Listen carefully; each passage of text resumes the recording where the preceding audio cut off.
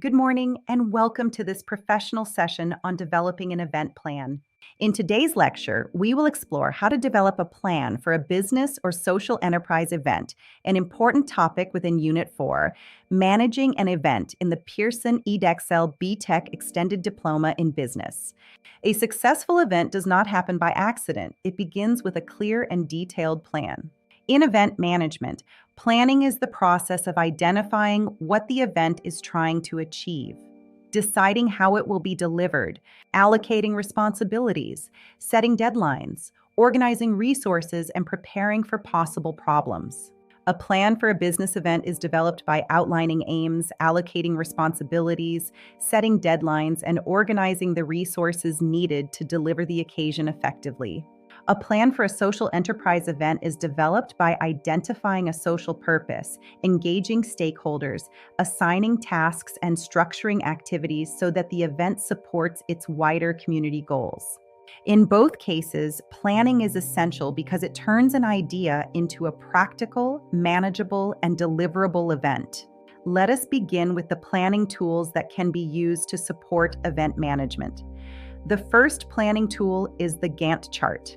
A Gantt chart is a timeline that shows tasks across a schedule. It helps event planning because it shows when activities should begin and end, allowing the team to monitor progress and keep to deadlines. It also makes it easier to see which tasks overlap and which tasks depend on earlier stages being completed first. The second planning tool is critical path analysis. Critical path analysis is a method used to identify the essential tasks that must be completed on time if the event is to stay on schedule. This is extremely useful because it highlights the order of tasks and shows where delays could affect the entire event plan. In simple terms, it helps event organizers focus on the activities that matter most. The third planning tool is online planning tools. These are digital platforms used to support communication, coordination, and organization. They help teams share updates, track progress, assign tasks, store documents, and manage work remotely. In modern event planning, online tools are especially valuable because they improve collaboration and make communication faster and more efficient. Now that we have considered planning tools, we can move to the key factors that must be considered when planning an event. The first factor is aims and objectives. These must always be considered because they guide every decision made during the planning process. The aims explain the overall purpose of the event, while the objectives set out the specific outcomes that the organizers want to achieve. Without clear aims and objectives, planning can become unfocused and resources may be wasted. The second factor is the budget. The budget must be considered because it determines what can realistically be achieved and helps prevent overspending. Several elements within the budget are important. One is available finance. This refers to the total amount of money that the organizer can use. Another is expected sales figures, which help predict income and shape financial planning. Banking arrangements reduce financial risk, while the cost of resources affects how funds are allocated. Finally, major expenses such as venue hire, catering, and staff must be planned with care. The third factor is resources. Resources are essential because they ensure that the event can run smoothly and meet the needs of participants. Each of these has a practical purpose. Flip charts help present information. Wi-Fi supports online access. A telephone enables quick contact between team members and suppliers. The ability to take money is essential where sales or on-site payments are involved. A computer supports administration and presentations.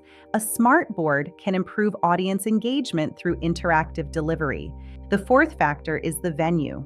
The venue matters because the size of the room, facilities available, car parking, and access arrangements all affect the comfort and convenience of attendees.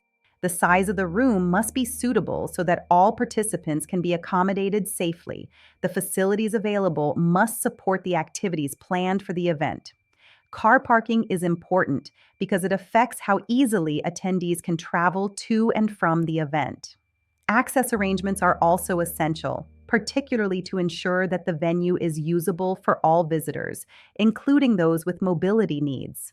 The fifth factor is catering. Catering must be considered carefully, especially where dietary needs are involved.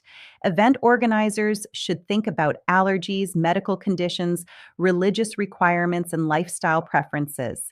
Failing to consider dietary needs can exclude attendees or create serious risks. Good event planning ensures that all guests can eat safely and comfortably. The sixth factor is legal constraints. These are important because they ensure that the event complies with the law and protects the organizer from liability. One legal issue is contracts. Contracts create binding agreements with suppliers, venues, or service providers and help prevent disputes.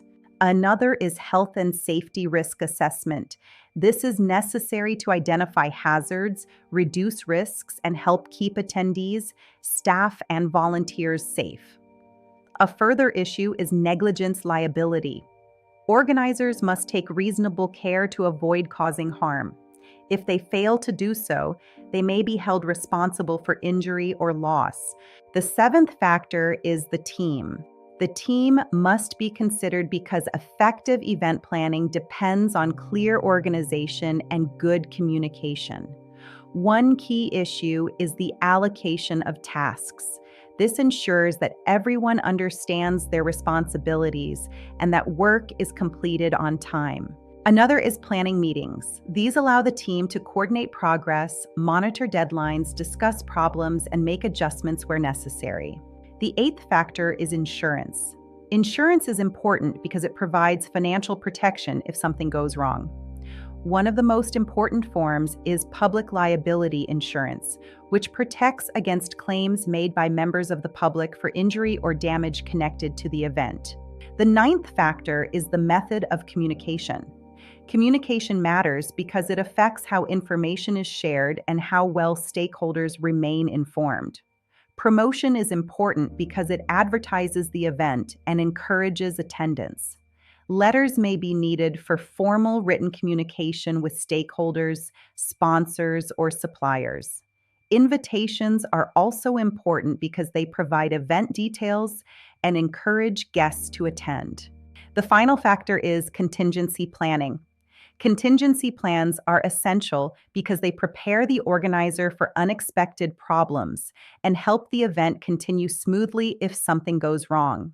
Examples include arranging alternative venues, preparing backup resources, ensuring cover for absent staff, and setting clear emergency procedures. A professional event organizer always asks, what if something does not go according to plan? That is why contingency planning is such an important part of event management. To conclude, developing a plan for a business or social enterprise event requires much more than listing activities.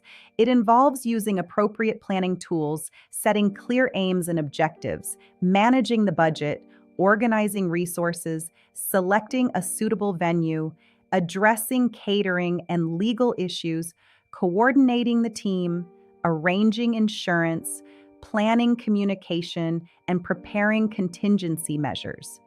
When all of these elements are considered carefully, the event plan becomes realistic, structured, and far more likely to lead to a successful outcome.